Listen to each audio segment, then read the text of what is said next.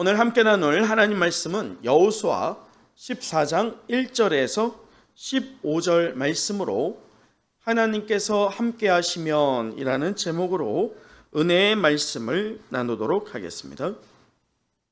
네, 사랑하는 성경가족 여러분, 우리가 지난주 말씀을 좀 되새겨볼 필요가 있습니다. 우리는 지난주에 여호수아가 몇 세가 되었어요?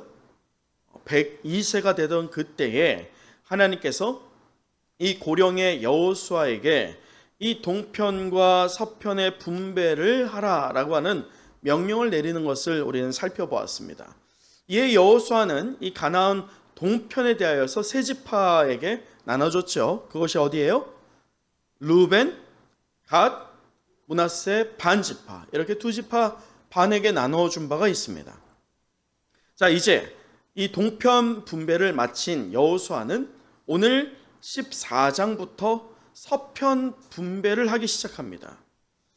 오늘 본문은 가나안 서편을 이 분배하는 그 시작되는 1절에 우리를 먼저 주목해야 합니다.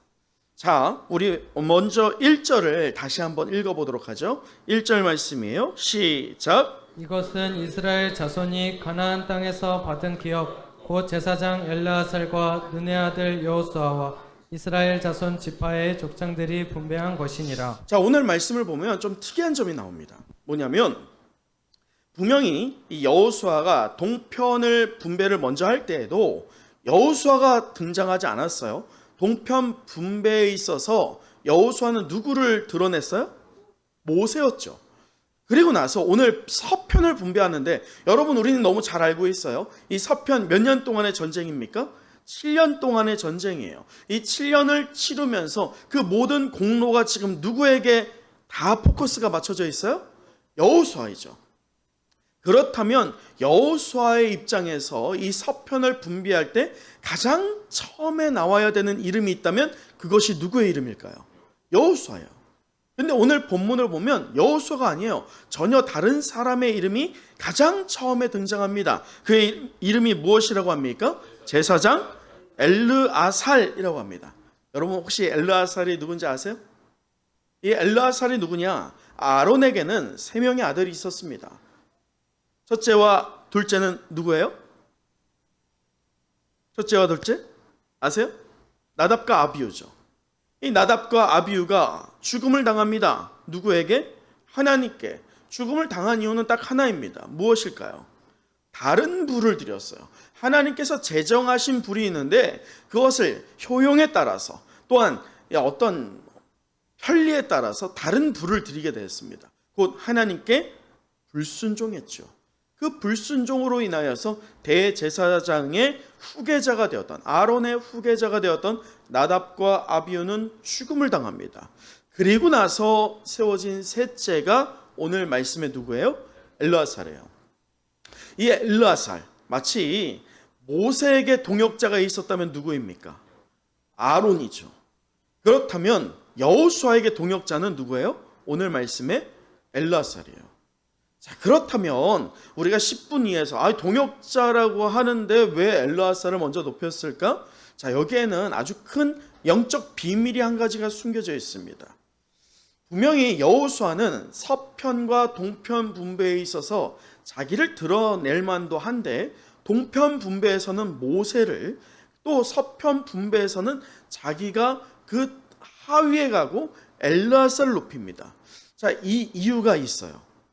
그것은 다만 이 여호수아가 인간적인 겸손함 때문이 아니었다는 거예요. 여호수아는 지금 분명한 목적을 가지고 있어요. 그 목적이 무엇이냐? 자, 지금 제사장이라고 하지만 이 엘르아살의 진짜 직분의 이름은 뭡니까? 대제사장입니다. 대제사장이 하는 직분의 가장 큰 역할이 무엇일까요? 뭘까요? 하나님과 백성 사이의 매개자 역할입니다. 예수 그리스도가 아직 없기 때문에 하나님과 백성 사이의 매개자 역할로 제사를 드리는 업무를 하는 것이 바로 이 대제사장의 업무입니다. 그러기에 민족을 대표하는 것이죠. 거룩의 산물이 이 대제사장입니다. 그렇다면 여호수아가 이 서편 분배에 있어서 대제사장을 가장 먼저 기록하고 있다는 것은 여호수아가 이 동편 분배 역시나 우리가 이전에 말씀을 본 것처럼 모세나 여호수아를 따라서 분배된 것이 아니라 누구의 뜻으로 분배된 것이 이 가나안 동편 분배였어요? 하나님이었죠. 그와 똑같이 앞으로 9개 지파에게 나눠지게 될 이 가나안 서편 역시나 누구의 뜻대로? 하나님의 뜻대로 분배될 것을 지금 천명하고 있는 의도성이 있다는 것이죠. 자, 그러면서 말씀을 보시면 자, 2절 우리 함께 읽어보도록 하죠. 2절입니다. 시작. 여호와께서 모세에게 명령하신 대로 그들의 기업을 제비 뽑아 9지파와 반 지파에게 주었으니. 여러분, 제비 뽑아서 주게 됩니다. 오늘 우리는 왜 제비를 뽑지 않죠? 오늘 우리가 밥을 뭘 먹을지 결정할 때 누구는 소고기, 누구는 돼지고기, 누구는 국수, 왜 우리가 제비 뽑지 않습니까? 사실 성경적이라고 하면 제비 뽑아야 되는 거 아니에요? 또는 우리가 중직자를 선출할 때 왜 우리가 투표를 합니까? 제비 뽑지 않고. 실제로 오늘 이 시대에 제비 뽑아서 중직자를 세우는 교회가 있을까요, 없을까요? 많습니다. 생각보다 많아요. 왜? 그것이 어떤 방법이니까? 성경적인 방법이라고 말하는 것이죠. 맞습니까? 틀립니까? 맞아요? 틀려요? 이렇게 하기가 헷갈리죠. 틀립니다. 왜냐? 오늘 모세와 여호수아가 제비를 뽑던 시절에는 어떤 정치로 이 국가가 이루어지고 있습니까? 신정 정치예요. 하나님이 주도하는 정치입니다. 하나님이 주인 되는 정치입니다. 그렇다면 오늘 이 시대가 신정 정치입니까? 아니에요. 하나님은요, 사람을 세웠고 또 왕을 세웠고 정치가를 세우고 또 교회에는 중직들을 세워갑니다. 마치 예수님께서 홀로 사역을 감당한 것이 아니라 몇 명의 제자를 세워요? 12명이에요. 예수님의 사역을 함축하여서 말하면 예수님은요, 살아생전에 사역의 성공을 거뒀어요? 아니에요. 살아생전에 예수님께서 거둔 사역의 열매는 사실 없습니다. 그러나 예수님께 한 가지 열매가 있다라고 한다면 누굴 통해서입니까? 12 제자를 통해서였어요. 이처럼 하나님께서 오늘 신정 정치가 이제 더 이상 아니기 때문에 우리에게는 제비를 뽑는 것이 성경적이다라고 말하는 것은 사실 비성경적입니다. 그런 부분에서 보할 때 오늘 제비를 뽑는다라고 하는 것은 신정 정치에 기반을 두고 있기 때문에 제비를 뽑는 것이 다만 운에 맡겨지는 행위입니까? 우리가 일반적으로 제비를 뽑을 때 우리는 운에 맡긴다고 하거든요. 근데 신정 정치로 따졌을 때 제비를 뽑는 것이 왜 성경적이냐? 무엇 때문일까요? 그것은 하나님의 결정권이 있다는 거예요. 하나님이 이 나머지 지파의 많고 적음 또 그들의 공로 이것들을 다 알기 때문에 그들이 제비를 뽑지만 행위적으로 마치 운에 맡기는 것처럼 제비를 뽑는 행위일지 모르지만 그 모든 선택과 결정은 누가 하는 거예요? 하나님이 하는 거예요.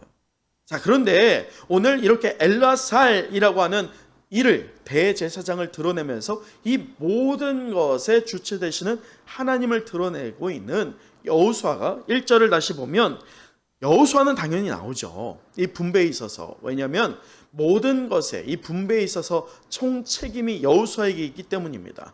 그런데 여호수아는 특이하게 또 다른 한 부류를 1절 말씀에 기록하고 있어요. 그 또 다른 한 부류가 누구입니까? 어떤 족장이에요? 그냥 족장이 아닙니다. 모든 지파별 족장들을 뽑습니다. 왜냐? 그들이 하나님께서 마치 찍어 누르듯이 야 이거니까 이렇게 까 이게 아니에요. 지금 하나님이 이렇게 제비를 뽑지만 그들이 혹여나 만족스럽지 못한 것에 대하여서 지파를 대표하여서 변호하기 위하여서 또 증인으로 삼기 위하여서 하나님은 이 분배에 있어서 각 지파별 그 지파의 대표들을 뽑습니다. 여러분, 여기를 통해서 우리가 첫 번째로 오늘 저는 세 가지 적용점을 찾고자 합니다. 몇 가지요? 세 가지. 그 중에 첫 번째 우리가 깨달을 수 있는, 도전받을 수 있는 영적 깨달음은 모든 것은 하나님의 뜻 위에서 이루어져야 한다는 것입니다. 아멘. 하나님의 뜻이 아닌 것에 우리가 하나님의 뜻인 것처럼 가장하면 결과적으로는 그 끝은 좋지가 않습니다. 그러나 하나님의 뜻이라고 할 때면 하나님이 무엇을 결정하시든지 어느 방향으로 인도하시든지 우리가 해야 하는 반응이 있다면 그것은 딱 하나, 무엇일까요? 순종이에요. 하나님의 뜻 안에 우리는 순종할 때에 이 땅 분배가 온전하게 이루어진 것처럼 우리 역시나 하나님의 말씀을 오늘 받고 또 그것을 받음으로 끝나는 것이 아니라 어떻게 하는 거예요? 삶 가운데 순종할 때 하나님의 은혜가 우리에게 가득히 부어지길 간절히 소망합니다. 그러면서도 오늘 우리가 민주정치인 것처럼 마치 여호수아만이 아니라 엘르아살과 각 지파의 대표부를 뽑은 것처럼 교회가 무언가를 결정해 갈 때 제가 혼자 독단적으로 합니까? 아니면 유력한 몇 사람만이 그냥 결정하고 끝내버립니까? 그것은 온전한 교회가 아닙니다. 교회가 중요한 방향을 결정한다든지 결정권을 내릴 때면 우리는 민주적인 부분으로 해야 합니다. 그것이 우리가 하는 어떤 거예요? 어떤 겁니까? 뭐예요? 네? 뭡니까? 아세요? 안 해요? 공동회의죠. 그렇죠. 할렐루야. 우리 권사님만 아시네. 나머지 다 모르시네. 공동회의입니다. 공동회의를 하는 이유가 바로 오늘 여호수아가 한 것처럼 몇 사람만이 아니라 전체가 공감할 수 있기 때문이죠. 그런 부분에서 우리 교회는 성경적으로 가고 있다는 것입니다. 또한 오늘 말씀의 6절을 보면 우리 함께 6절을 읽어보도록 하죠. 6절입니다. 시작. 그때 유다 자손이 길갈에 있는 여호수아에게 나오고 그니스 사람 여분네 아들 갈렙이 여호수아에게 말하되 여호와께서 가데스 바네아에서 나와 당신에게 대하여 하나님의 사람 모세에게 이르신 일을 당신이 아시는 바라. 지금 6절을 보면 이 출애굽 역사와 가나안 정복 전쟁에 빼놓을 수 없는, 그러나 그렇게 두드러지지 않았던 한 인물이 등장합니다. 그가 누구입니까? 바로 갈렙입니다. 자, 여분네의 아들 갈렙이라고 성경은 밝히고 있는데 출애굽 당시에 그는 38살이었어요. 그런데 출애굽 후 2년 만에 가데스 바네아에서 이 모세는 하나님의 명령으로 12정탐꾼을 저 가나안에 보냅니다. 그래서 그 가나안을 정탐하게 하죠. 우리 민수기 13장 한번 펴보도록 할까요? 민수기 13장에 바로 그 사건이 기록되어 있거든요.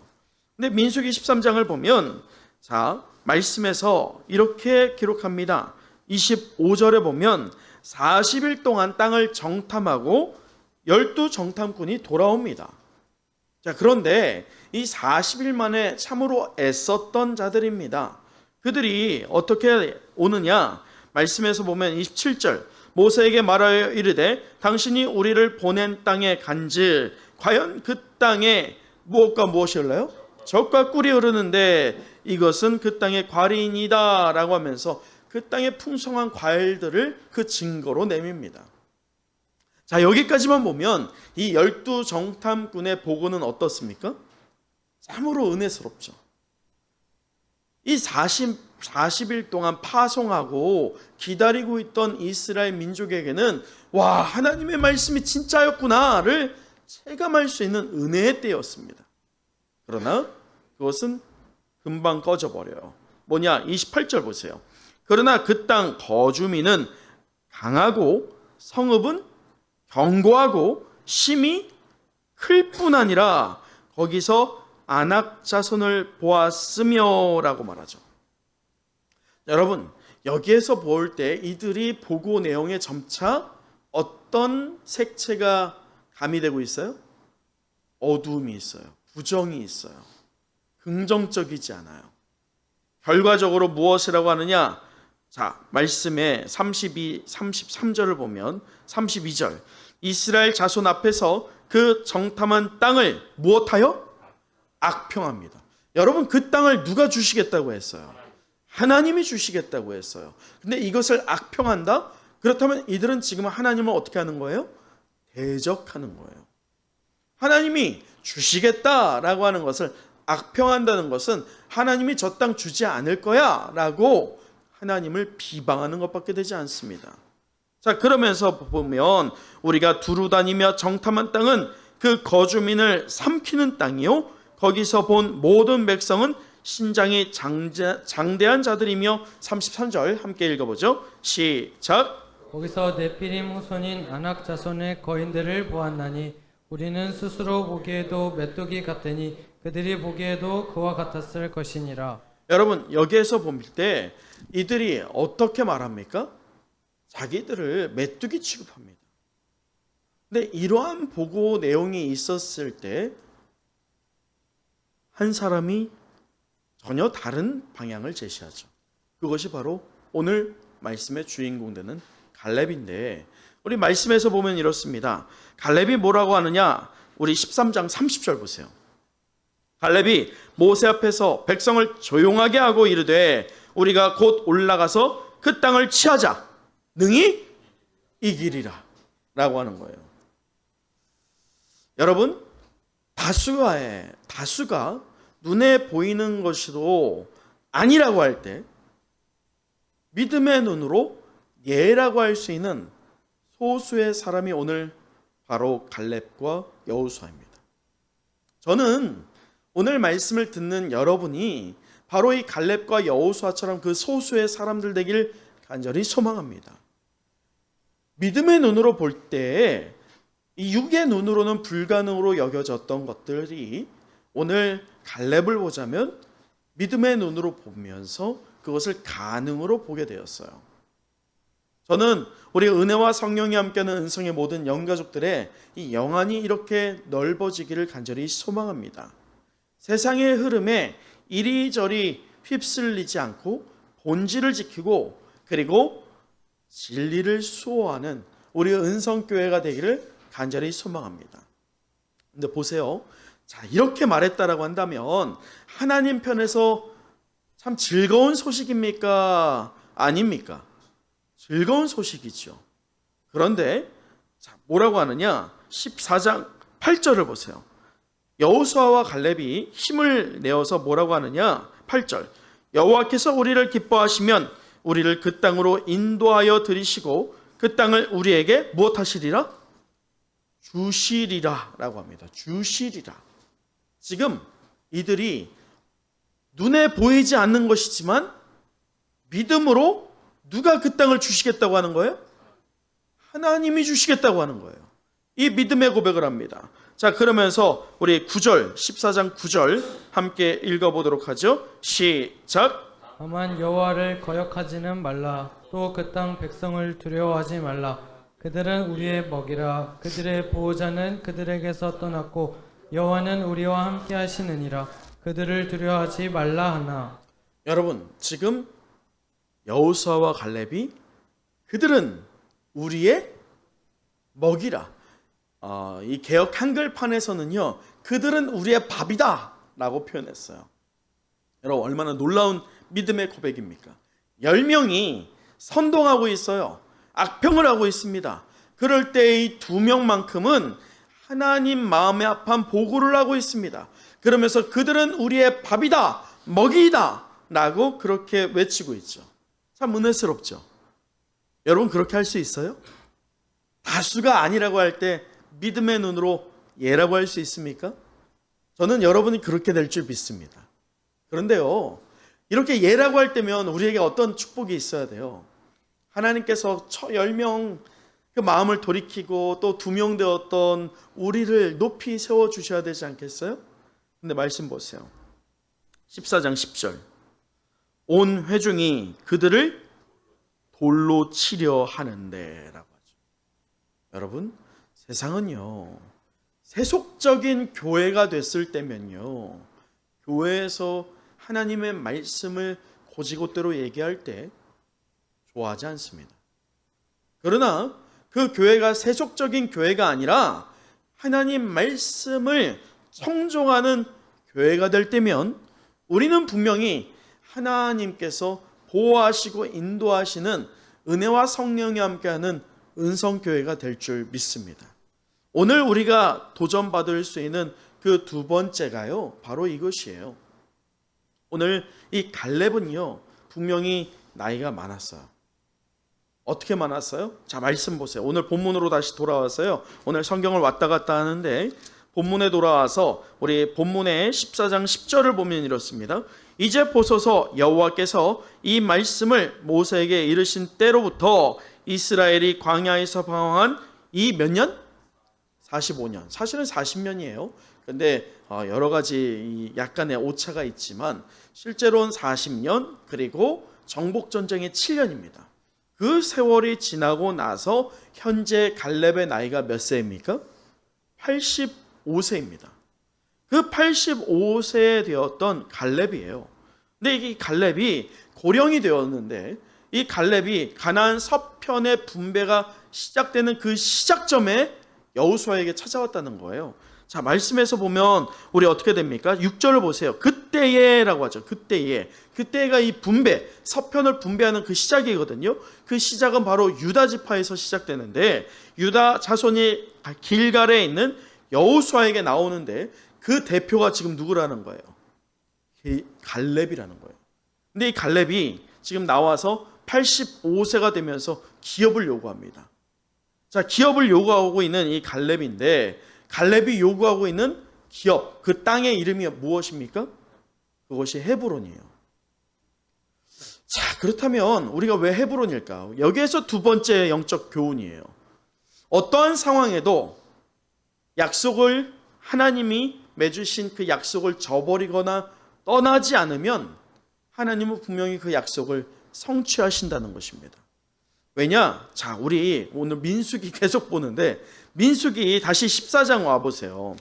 민수기 14장에 와보면 하나님께서 지금 돌 맞아 죽을 것 같은 갈렙과 여호수아를 보호하시면서 이 갈렙에게 말씀하시는 말이 있어요. 그 약속이 있습니다. 그것이 바로 24절이에요. 우리 14장 24절 함께 읽어보도록 하겠습니다. 시작. 그러나 내 종 갈렙은 그 마음이 그들과 달라서 나를 온전히 따랐은즉 그가 갔던 땅으로 내가 그를 인도하여 드리리니 그의 자손이 그 땅을 차지하리라.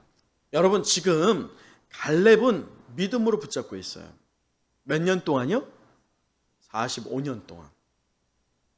여러분, 45년 동안 갈렙의 믿음은 전혀 쇠하지 않았습니다.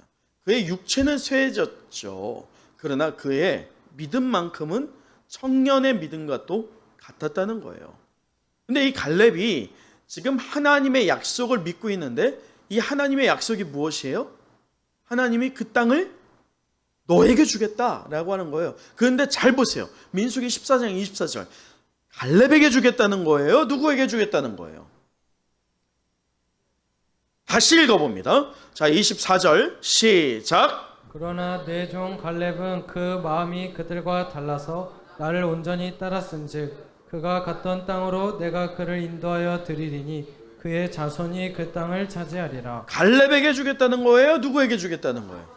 자손에게 주겠다는 거예요. 지금 다 늙었어요. 85세예요. 고령이에요. 이러한 갈렙이 지금 나와서 그 헤브론을 언약의 땅으로서 요구하고 있는 것은 자기 자신만이 아니에요.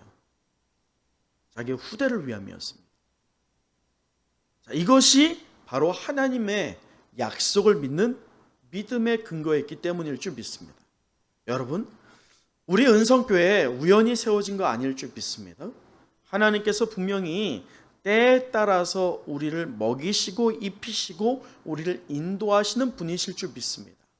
그런 하나님을 우리는 세월이 지난다 할지라도, 옛날에 내가 뜨거웠는데 이런 이상한 말 하지 마시고, 옛날이나 지금이나 시간이 아무리 흘렀어도 그 믿음만큼은 성년과도 같은 뜨거운 믿음으로 하나님의 언약을 붙잡는 저와 여러분 우리 은성교회 되기를 간절히 축원합니다. 자, 그런데 오늘 말씀을 보면 한 가지 이상한 게 있어요. 자, 갈렙이 세운 공로가 클까요, 적을까요? 굉장히 크죠. 왜냐? 갈렙과 여호수아예요. 두 사람입니다. 지금까지 여호수아는 굉장히 어떻게 보면 백성들에게 이렇게 드러났지만 갈렙은 오늘 본문에 처음 등장하거든요. 하지만 여러분 생각해 보세요. 최소한 유다 지파, 아니 이 정복 전쟁에 있어서 갈렙이 과연 그렇게 운둔 생활하면서 가려져 있었을까요? 오늘 성경에 등장하는 것은 굉장한 오랜 시간 뒤에 기록되고 등장하고 있지만 실제로 갈렙은 이 정복전쟁, 7년의 정복전쟁에 가장 선두에서 가장 많은 업적을 기렸던 자였음에 분명합니다. 자, 그럼 그러한 공로나 그러한 업적을 생각하면 갈렙이 요구할 수 없는 땅이 있어요, 없어요? 없죠. 여러분 같으면, 여러분이 갈렙이라고 하면 어떤 땅을 요구하시겠어요? 가장 좋은 땅, 가장 넓은 땅, 가장 비옥한 땅이죠. 헤브론은 사실 넓은 땅이긴 합니다. 그러나 헤브론은 산지입니다. 편한 땅이 아니에요. 더 문제가 무엇이냐? 오늘 본문에 돌아와서 보면 오늘 말씀에서 무엇이라고 하느냐? 오늘 말씀에서 이렇게 기록합니다. 자, 말씀에서 우리 12절 보시면 12절 맞나? 그렇죠. 12절. 우리 12절 같이 읽어보죠. 시작. 그날에 여호와께서 말씀하신 이 산지를 지금 내게 주소서.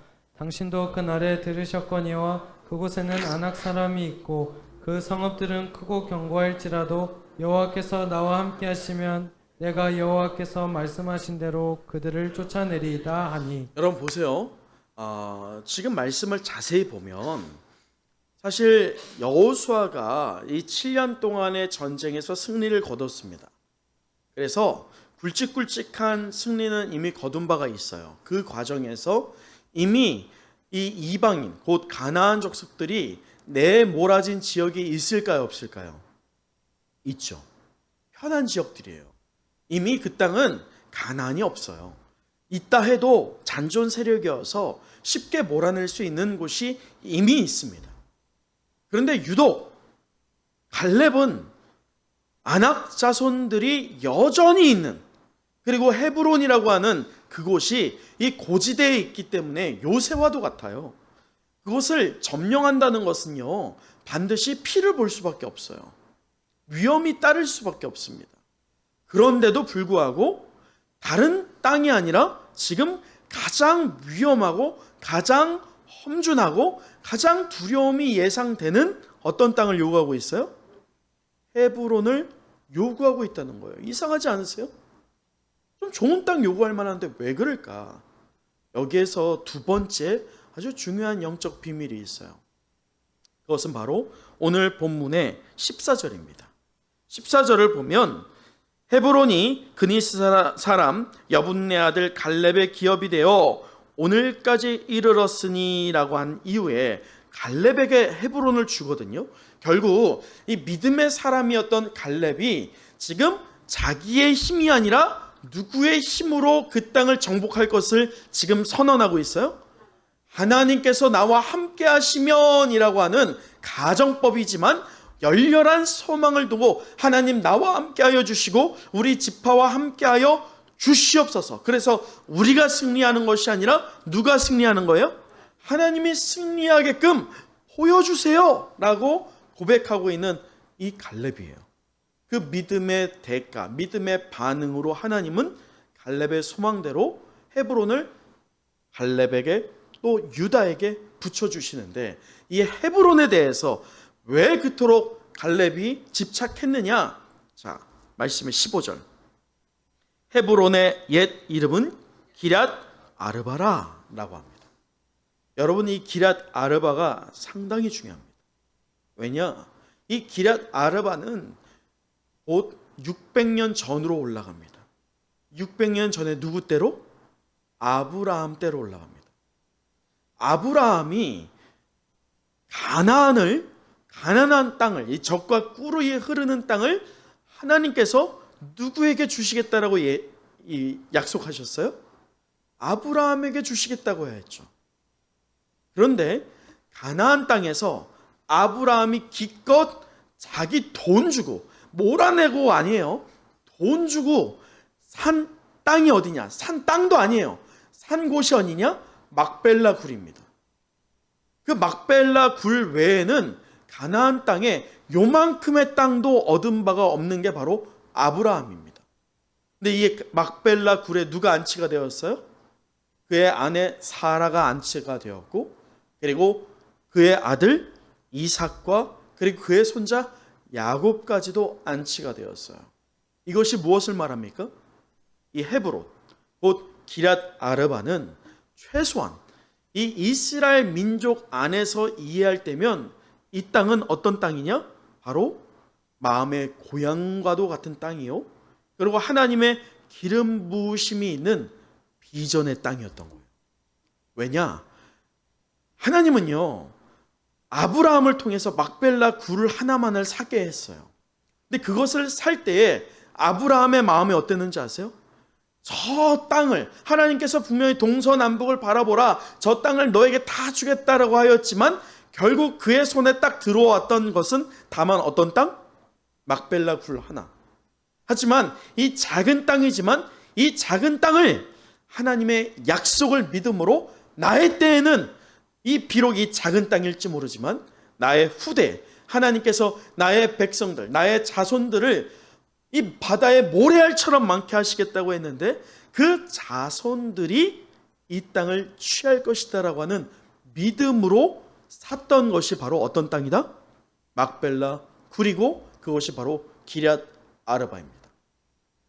그런데 이것을 지금 누가 똑같이 바라보고 있는 거예요? 갈렙이에요. 여러분 근데 그거 아세요? 오늘 말씀에 보면요, 이 갈렙에 대해서 6절을 다시 보면 이래요. 6절에 갈렙을 어떻게 수식어로 붙입니까? 여분네 아들 말고요. 그 앞에 유다 족속이지만 어디 사람이라고 해요? 왜 그니스 사람이라고 하느냐? 그니스가 어디인 줄 아세요? 그니스는 에돔입니다. 그니스 사람이라고 한다면 지금 갈렙은 순수한 유대인 혈통이 아니라는 거예요. 그는 에돔 족속의 사람이었어요. 그럴 때 출애굽을 할 때 어찌어찌하다 보니까 그 출애굽하는 이스라엘과 섞여서 출애굽을 하게 된 거예요. 근데 그가 아마도 그 출애굽을 하게 될 때 그 근간에 자기와 관계를 맺고 있는 자가 유다 지파였던 것 같아요. 그러다 보니까 그가 유다 지파가 된 거예요. 보세요. 순수한 혈통인 이스라엘 백성 중에 그 누구도 고향 땅과 같은 또 비전의 땅인 헤브론을 요구한 바가 없어요. 순수하지 않은 혈통이지만 믿음의 눈을 가지고 있던 갈렙만이 아브라함이 원하였던, 아브라함이 가졌던 비전을 똑같이 가지고 있다는 것이에요. 오늘 여기에서 우리는 세 번째 도전을 받습니다. 험한 헤브론일지 모르지만 그 땅은 비전의 땅이자 하나님의 축복이 가득한 땅이었어요. 그처럼 오늘 우리가 하루를 살고 있는 저 세상도 험한 세상일지 모르지만 우리가 하나님의 이름으로 하나님의 약속으로 성취할 그 영원 구원을 얻게 될, 또 하늘의 축복을 우리가 부여잡게 될 은혜의 약속의 땅일 줄 믿습니다. 또한 그것을 더 연장하여서 진정 우리가 바라봐야 할 그 소망이 있는 비전의 땅은 저 하나님 나라임을 우리는 잊지 말아야 할 것입니다. 자, 말씀을 마치겠어요. 오늘 우리는 하나님께서 함께 하시면이라는 제목으로 은혜의 말씀을 나눴는데 우리 마지막으로 15절을 함께 읽어보도록 하죠. 15절입니다. 시작. 헤브론의 옛 이름은 기럇 아브라라. 아르바는 아낙 사람 가운데에서 가장 큰 사람이었더라. 그리고 그 땅에 전쟁이 그쳤더라. 여러분, 그나스 사람이라고 하는 수식어가 붙었던 이방인 출신이었던 갈렙이지만 그 갈렙은 하나님의 언약에 대한 믿음이 있었습니다. 그래서 그는 당당하게 마땅히 하나님의 약속을 성취될 것이라고 하는 믿음으로 인하여 이 산지를 내게 주소서라고 하는 요구를 합니다. 여러분, 이것은 하나님께서 이전에 민수기 14장 24절에서 그의 자손이 그 땅을 차지하리라라고 하는 비전을 발견했기 때문입니다. 그래서 하나님은 그 비전을 발견한 갈렙에게 비전을 성취까지 시켜주신 것이죠.